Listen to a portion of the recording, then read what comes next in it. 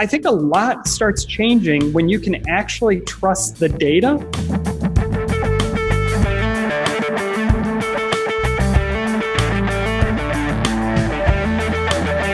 With Fluree, you can actually grab the exact version of the database that was being used for that integration at exactly 12:01 a.m. and 0.23 milliseconds, and you can actually see and know what was in there, figure out what broke, and fix it.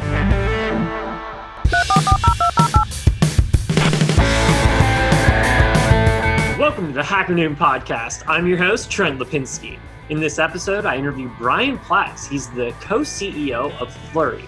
Fluree is a new kind of blockchain database that enables applications to have a wide range of functionality, from time travel to immutability to a full REST API and a lot of advanced functionality built in. In this episode, Brian and I get pretty technical as he explains some of the decisions they made and why they decided to build a database with these kinds of functions and functionality. If you're into blockchain and you're building a decentralized application, this is an amazing episode, so please stay tuned.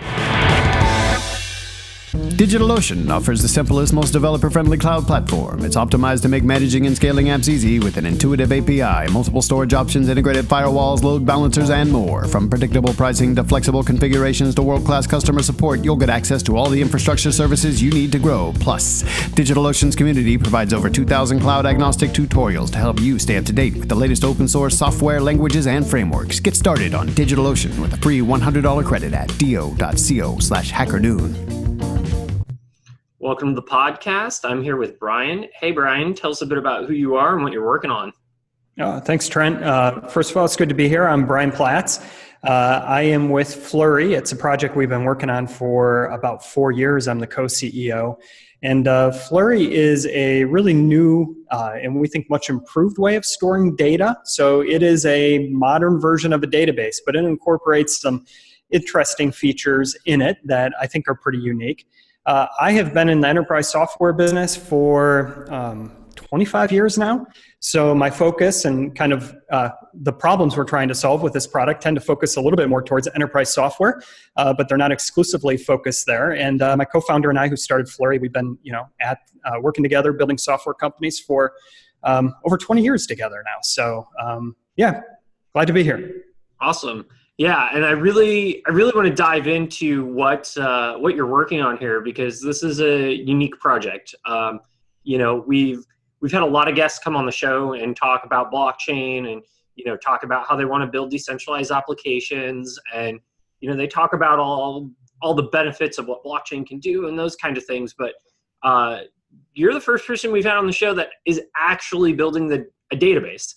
That has a database background, that's experienced programming and coding one, and you've built this kind of interesting hybrid solution with what you guys have created with Fluree, where you kind of have like a centralized element of your database structure, and then you also have a blockchain component that's completely decentralized.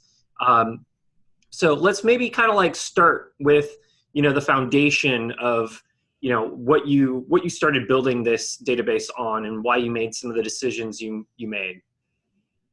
Yeah, so blockchain is really a collection of technologies that are not new in any way.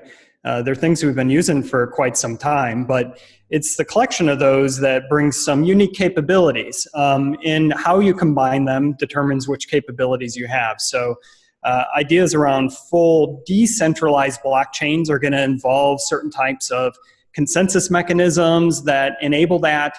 But there's other pieces to blockchain as well, as far as creating like immutable data that's tamper resistant, that's provable. That you can get those characteristics whether it's decentralized or not. So it depends how many of the blockchain technologies you kind of layer together, as far as whether or not it comes out as something that looks more like Bitcoin or something that looks more like something else. And at least part of our approach has been to allow you to kind of turn on or tweak those characteristics depending on what you're looking to accomplish. So, Fluree is focused on allowing you to create a custom data store, but using blockchain technology, but you get to pick and choose how many of those characteristics you want to use. You can use enough so that it is a full decentralized blockchain running across multiple parties, no one has individual control, or you can have it where maybe it's something you're running more internally, but you still get a lot of those benefits like immutability, you get proof, tamper resistance, a history of everything that happened. So it depends on the application you're building, what you're looking to accomplish, but you can kind of roll in the characteristics that you want to roll in, and that's been our approach. In delivering that is a database, and when we think of a generic database, a lot of people kind of call blockchains databases, which they are. They're just very inflexible, really slow databases, meaning they're not really useful for anything outside of what they were originally programmed for. And that, of course, contrasts a lot to databases we use to build applications like an Oracle or a MongoDB or a MySQL or Maria, because these are more generic technologies that we can apply to all kinds of different problems. It solves a fundamental problem for our technology stacks, the data tier. And so our focus was really on building a tool that's as versatile that can be your data tier for your whole app, but incorporate some of these blockchain technologies that, again, you can pick and choose which ones you want, but to give you some brand new characteristics that you just can't get from a database, like actually proving the integrity of your data. Mm-hmm. And so can you kind of explain what is, so you've got kind of two components here from my understanding of it. You've got kind of this centralized component where you can have what is slightly more of a centralized database, and that's based off of graph, kind of a GraphQL kind of setup. So can you kind of explain what that is to the audience so they have an understanding? Yeah, so I guess I'll say, talk about the graph database side for starters. So we elected to use a graph-style database as the way to interface and get value out of the information you're storing. So when you think about querying, basically it's something that's going to allow you to ask a bunch of types of questions.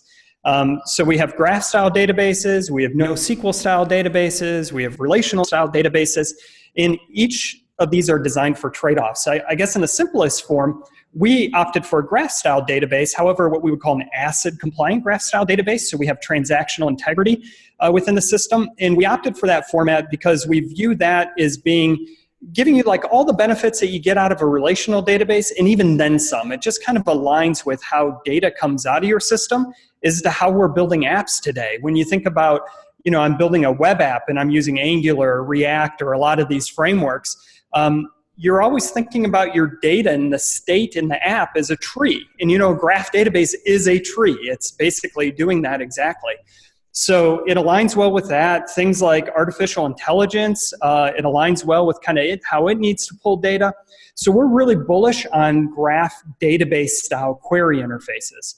NoSQL, of course, has its place as well, although I think we see NoSQL used in a lot of places where maybe the characteristics it brings aren't necessarily needed. NoSQL really allows you to get extremely high write performance, and in many cases, extremely high read performance. So it's great for things that are true like internet scale. Like it would be really hard to run Twitter in a traditional relational database. Not that you couldn't do it, but NoSQL brings some of those characteristics that actually make something like Twitter a lot easier. But you pay the price in query, so it becomes much more difficult to ask a lot of questions. In most cases, you lose transactional integrity. And of course, our old traditional relational database is great because we generally have ACID-compliant transactions. We have the ability to query it in a lot of different ways. But at the same time, it's also built on a framework that we invented, 35, 40 years ago with a lot of different constraints that don't exist today. So we think relational is great as well, but each of them have their place. So we focused a bit more on a graph-style interface for Flurry. However, it technically is possible to use any of these interfaces. DigitalOcean offers the simplest, most developer-friendly cloud platform. It's optimized to make managing and scaling apps easy with an intuitive API, multiple storage options, integrated firewalls, load balancers, and more. From predictable pricing to flexible configurations to world-class customer support, you'll get access to all the infrastructure services you need to grow. Plus, DigitalOcean's community provides over 2,000 cloud-agnostic tutorials to help you stay up to date with the latest open-source software, languages, and frameworks. Get started on DigitalOcean with a free $100 credit at do.co/hackernoon. Awesome. And you've also got a kind of a permission model that you've built into the database as well. Can you talk a little bit about what that means and what that is? Yeah, you can sort of, I guess the 2-second thing is it's like a stored procedure on steroids kind of capability. But it really needs to be there to be able to run a blockchain. And I guess I'll talk a little bit about more how we architected the product. So a traditional database, you have a server you throw up, and that server runs double duty. It handles all your queries, and you also send all your updates to it. So one of the things that we focused on doing was actually teasing those two parts apart. So we have a piece we call the distributed ledger component, and you don't have to run it full distributed. It's up to you, but that's what it's designed to do. So you don't really query it, you don't ask any questions, and if you're in a blockchain mindset, you can sort of think of that as like the miners. The miners are running things that are just processing updates, and they're not really designed to like issue ad hoc queries to. So our distributed ledger component is outputting a blockchain, and a blockchain is really like an append-only log file. We're cryptographically hashing it to secure it and link it and do a lot of other things, but essentially that's what we're creating using some special format. The format that we've chosen to use to output our data is the World Wide Web Consortium RDF style data. And a lot of people call this triples or triple store sort of data. It's a very generic way of representing data that's really versatile. We can pipe it into any of the types of databases that we talked about. And certainly our graph database, which we more refer to that piece as FleuryDB, really just picks up this RDF style log format from the blockchain, from this ledger component that it's outputting, inputs it and turns it into a powerful graph-style database and also a time-traveling database. So the ledger component itself, if you're going to run it decentralized, you need one of the kind of 3 core things that every blockchain needs, which is rules. Mm-hmm. And that's really where this model comes in. So you can think of every blockchain as sort of like, I'll use Bitcoin because it's a simple blockchain. What you do is when you want to spend money or get money or something's going on, you submit a transaction. So the transaction is really just updating kind of Bitcoin's proprietary database. So it only accepts certain fields. In the case of Flurry, you define the schema, you define the data you're submitting, but the process is the same. You're sending a transaction to the network and you're signing that transaction with a private key. And that allows you to prove that not only the data hasn't been tampered with in transit, but prove who originated it. So now we have proof. As this goes through the network, it can't be tampered with, and we know exactly who it came from. So that's going to hit essentially the miners, or in our case, the distributed ledger component, which are going to go through and pack one or maybe more transactions into a block. And they're going to go through that, but before they accept the transaction, they have to process rules. So in Bitcoin, these rules are hard-coded in there. They're simple rules, like you can't spend money you don't have, right? Mm-hmm. You can't double spend money. But in the case of Flurry, we have what we call smart functions, and it's a lot like smart contracts, if people are familiar with that. But it allows you to actually program in custom rules around your data schema. So, in the simplest form, maybe you're saying you're going to store, an age attribute for a person. And that's going to be an integer, but an integer can be, up to 2.4 billion values. So you want to create maybe a more constrictive rule that says, well, this has to be between 13 and 120. So that's a very simple rule. So we use smart functions to be able to create these sorts of rules. And a more advanced version of those rules is to start actually using the identity, which again we have from the original signature of the person who sent it. Use that identity to do permission-based rules. So this is where you start getting into saying, say I launched a LinkedIn network on FleuryDB, a simple rule would be you can only update your own profile data. Mm-hmm. And we know if it's you or not because you're the one who signed that transaction. And if you're trying to update someone else's record, but you signed the transaction, we can easily have a rule that says, well, only the person who signed this transaction can update records that are attached to the same identity. Therefore, you can't update someone else's sort of like LinkedIn record. So that would be an example of applying permissions. One of the things we did after we did that, and that's going to be required to run this decentralized, is we said, well, as long as we've programmed in these rich permissions, why can't we also use them for the query side as well? So, of course, all the miners, all the participants in the blockchain, they're pretty much by necessity, because they can't validate data unless they can see it, they're going to have visibility into everything. But we allow these same rules to also be used on the query side, where if you want to sort of have your database behind a app server, which is pretty common, or even not behind an app server, we have the ability to identify via the same mechanism who's issuing a query, a read, so not an update. And what we do is we'll allow to write those style smart functions, except what they do is they just automatically start filtering out pieces of data, these little RDF triplets, filter out the things you can't see. And what it means is everyone can actually have a completely custom database. So our goal with this is, and you don't have to use it for the read side, but if you do use it for the read side, you can start actually just opening up like direct connections to your databases to people, and they can issue whatever queries they want, because you no longer have to modify the queries for some arbitrary permission model you put in, because the database itself is controlling your permission model. And what happens when we build apps usually is we end up creating tens, sometimes hundreds of API endpoints, because most of them are just restricting permissions to different types of data. And every time we get a new customer and they want some new data in some new way, got to build another API endpoint. We're trying to restrict permissions. And here we're actually opening up the notion that you may really not need any API endpoints, or maybe you only need one or two, because you can start to allow people who want to build custom integrations, custom apps using your data, custom APIs. They can just query your database because it's already filtered out, every piece of data they can see, and you don't have to worry about them issuing different types of queries or whatever it happens to be. So we think it's a pretty powerful concept. It's not going to be for everybody, but it's a pretty cool thing, controlling permissions, not only on the write side, but on the read side with these smart functions. Yeah, no, it's definitely a different approach to be able to have that functionality within your actual database structure. So as you said, you're not having to reinvent the wheel every time you're creating an application.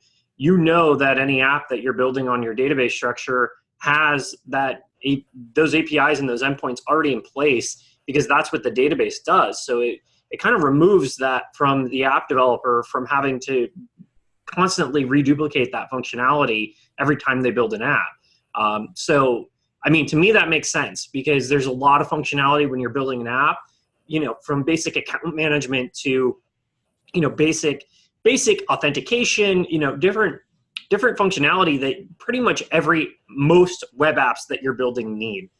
So if that's being handled at the database layer, then you don't have to spend weeks or months going and architecting this stuff. It's already just built into your database. So I can definitely see the benefits there.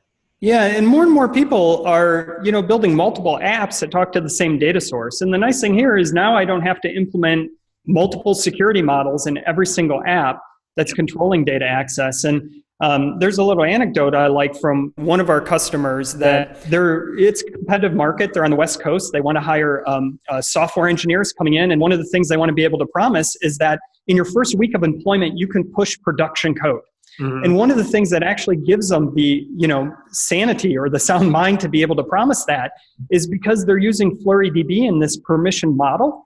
So even if they, put in something where they're issuing a query they shouldn't be, and that got into production, there's no way the data would ever leak, because the data is actually controlled at the source. So just, a lot of things start opening up when you do embed permissions like that.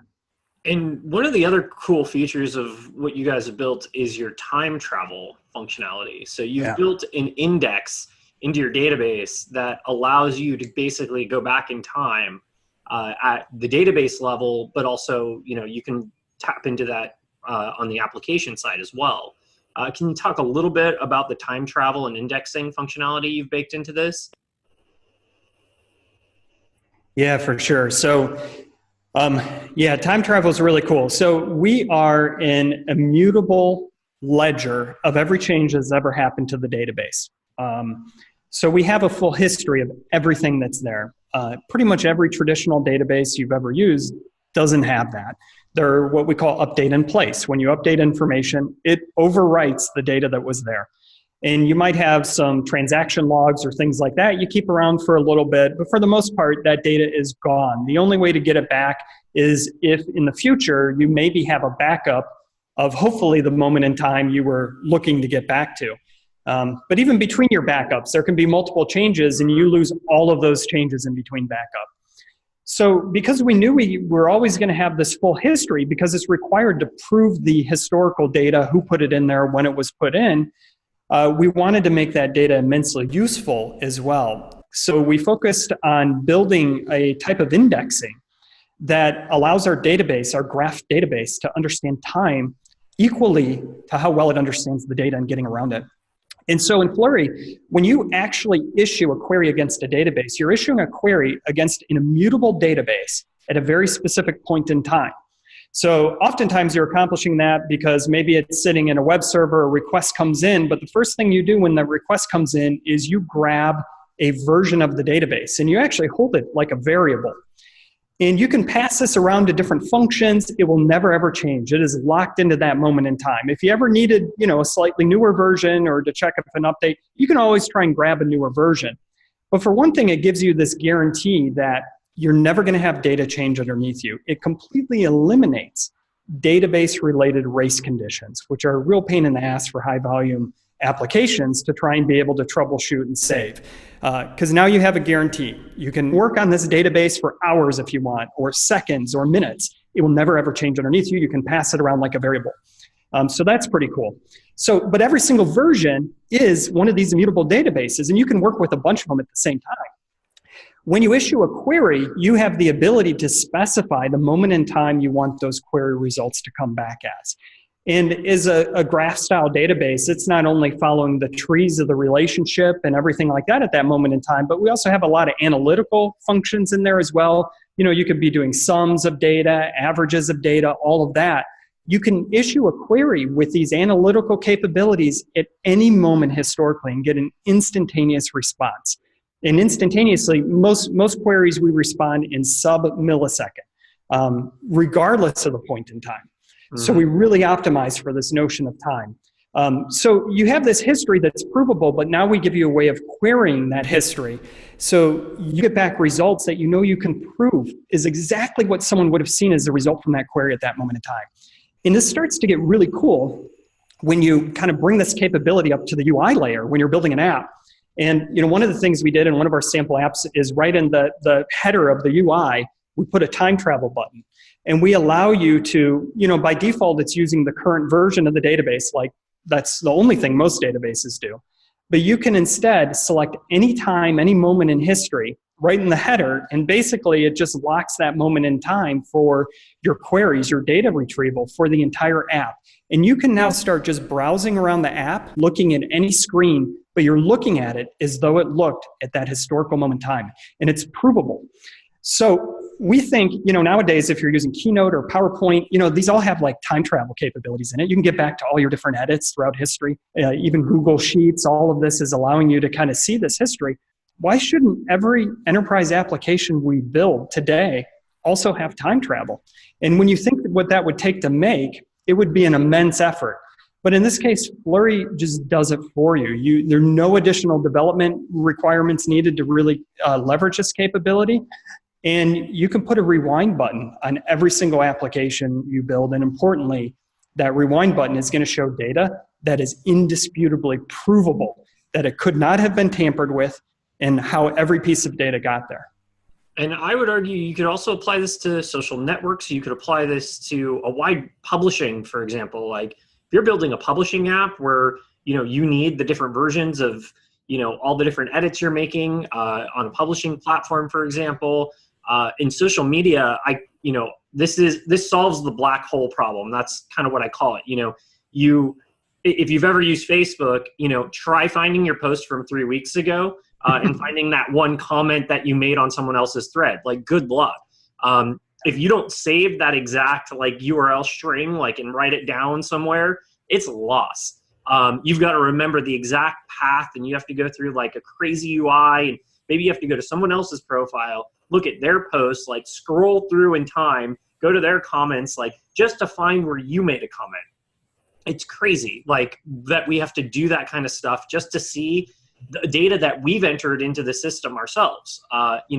Just because you've commented on someone else's post or something like that on Twitter, or looking at all the, when you're on a social network, so much data gets input that just, you never see it again. There's kind of this like, moment in time where you get access to that data where it's relevant for a moment or two, but try pulling it up 2 weeks later, try pulling it up a year later, it's gone. It's in a black hole. So this solves that problem so that you can build user interfaces that allow you to go back in time and say, show me all my posts from a month ago. Show me my posts from a year ago. Because the data is there. It's living on their database, but they just haven't built a way for you to see it because they don't have a proper indexing system and they haven't built the UI and the interfaces around it.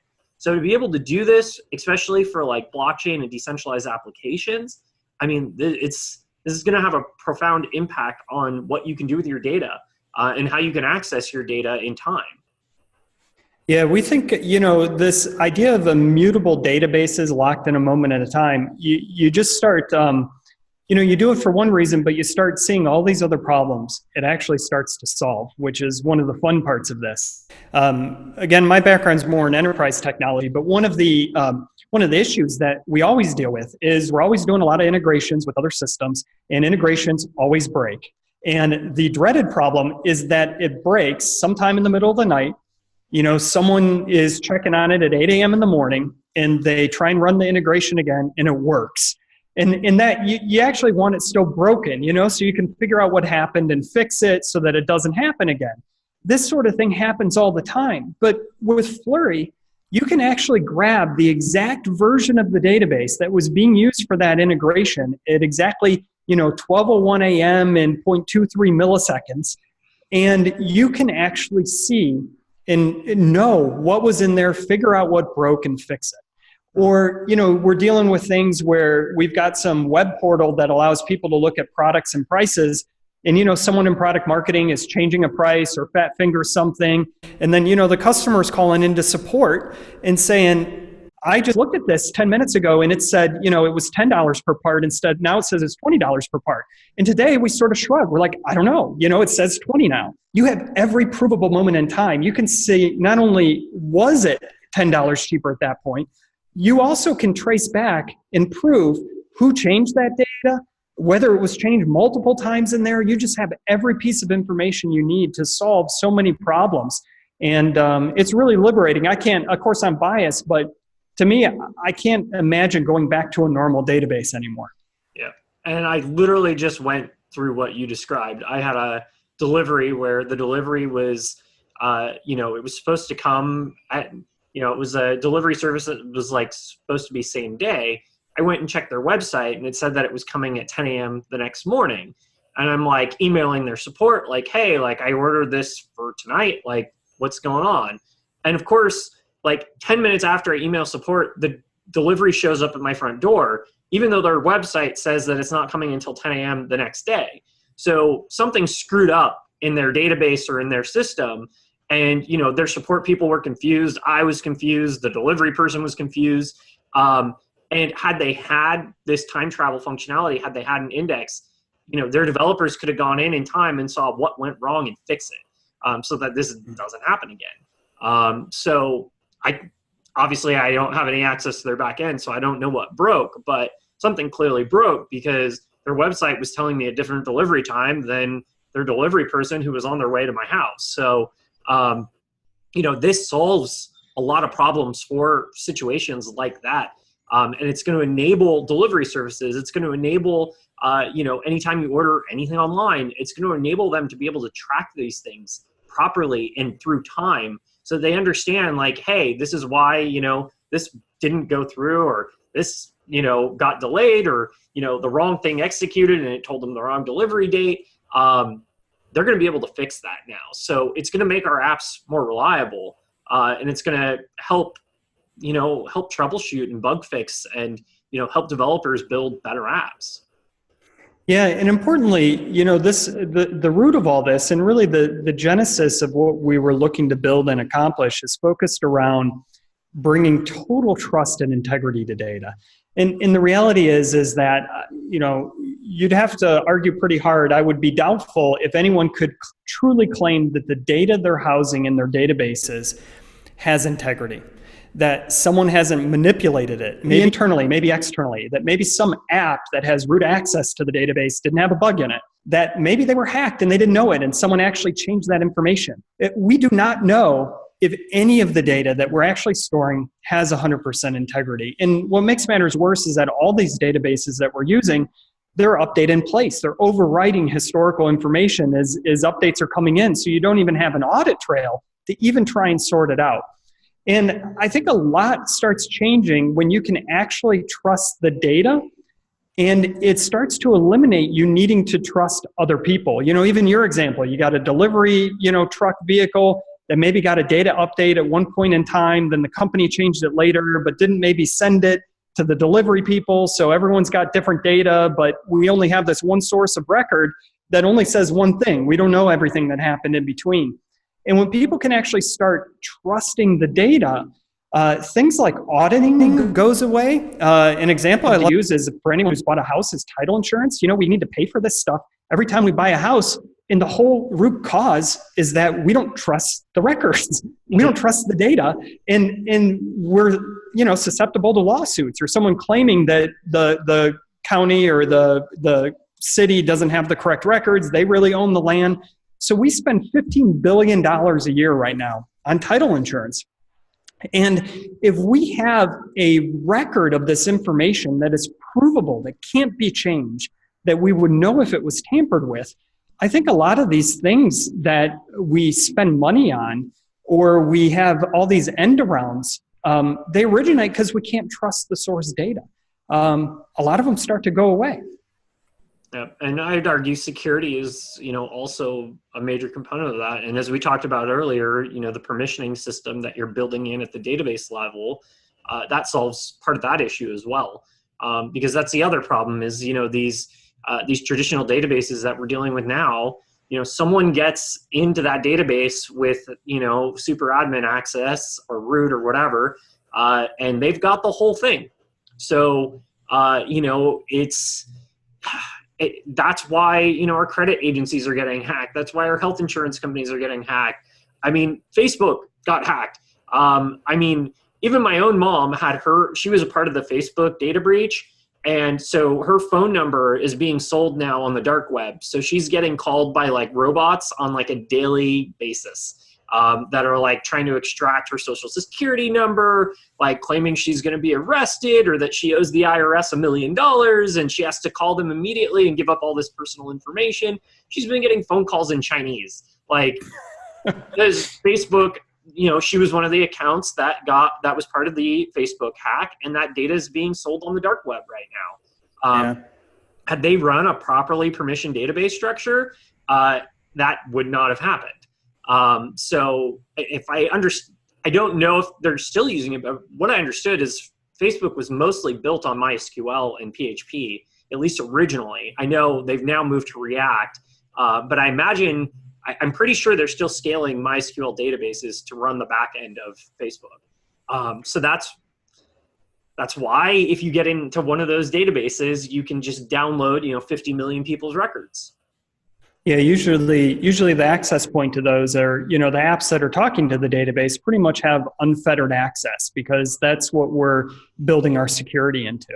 So when we have bugs in the app tier, which of course happens, then essentially we risk exposing the entire database. That's not, always what happens, but that's usually how these things start. Yep. And so I wanted to cover a few more things. I know you guys have a full REST API that's built into all this stuff, but we've gone quite a bit here. So I've got to ask you, what is some time in your life that you've had to hack something?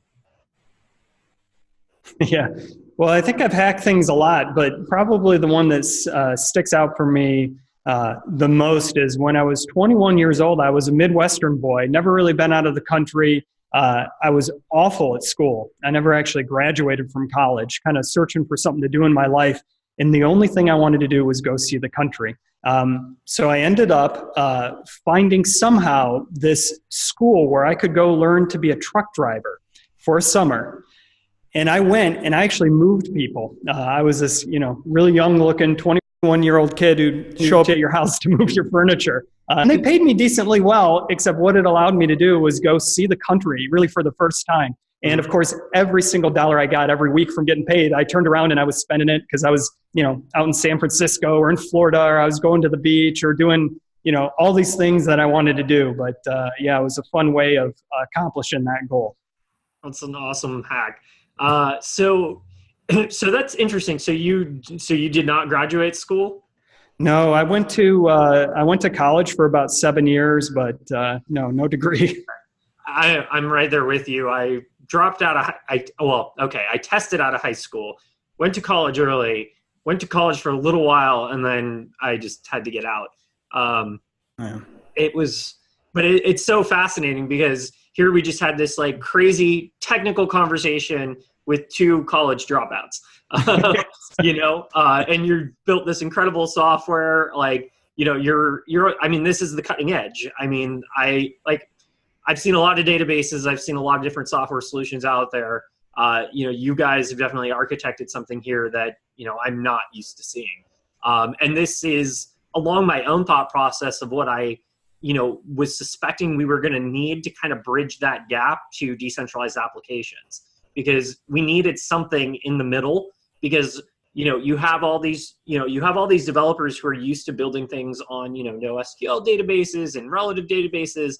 And now all of a sudden they're having to learn blockchain and decentralization, and the tools just weren't there to kind of bridge that gap. I feel like you guys are kind of building that solution to be able to bridge that so that, someone who's used to traditional databases can come in, understand some of the initial core functionality, and then start to leverage the decentralized components on top of that. Absolutely. Yeah, I couldn't have said it better myself. And, we're still early in this whole space. So I guess we've done 2 things. We've created a tool that you can create custom blockchains out of, and we've also created a brand new type of database that I think solves a lot of problems. But it is a step in that direction of being able to more effectively just leverage these tools to take advantage of them. And, anyone who was around at early internet days, I think we went through the same thing. We didn't have a lot of tools. We didn't have, cloud servers or object storage in the cloud and all these sorts of things that make it easy to, and actually makes it kind of transparent for us today. We don't even think about cloud versus local or anything like that. So I think we're in a similar stage here, but definitely our focus is to try to make this technology and the benefits it brings more accessible. Awesome. Do you have any final thoughts before we wrap up? No, we didn't really cover distributed consensus a whole lot and a few other things. But I feel like, we covered we might have plenty. To have you back on the show for that one. So maybe another time. We covered a lot of ground, and hopefully, listeners got a lot of value out of this, because, this technology is, this is the path that I think we kind of have to go down to be able to get to, these decentralized apps. We have to take advantage of the tech that's here today, and start to build on that towards a decentralized future. This kind of seems like a good foundation to start to get there, because it gives you the tools that you need to be able to do that. So you're doing this stuff at the database level, not having to worry about it and trying to build it into your applications on the app side. So it allows developers to focus on their front ends, focus on their user experience, focus on the features and functionality that makes whatever they're building unique. And now they've got a reliable, production-ready database that it sounds like you guys are also going to be open sourcing this soon, right? Yeah, we are in the first quarter of next year. At some point, we're going to be releasing all of the source code for FleuryDB. So that'll hopefully have a profound impact, and you can start to build a real developer community around this. So again, this was awesome. So thank you for coming on the show. Where can people find you? Our website is a great entry point, which is Fluree, FLUR.EE, which is actually in Estonia domain name, but it keeps it nice and short. And that's the best way. We got links there to, Twitter and Medium and all those sorts of things. Awesome. Well, thank you for coming on the show. It's been a pleasure. Oh, thanks so much, Trent. It's been great to be here.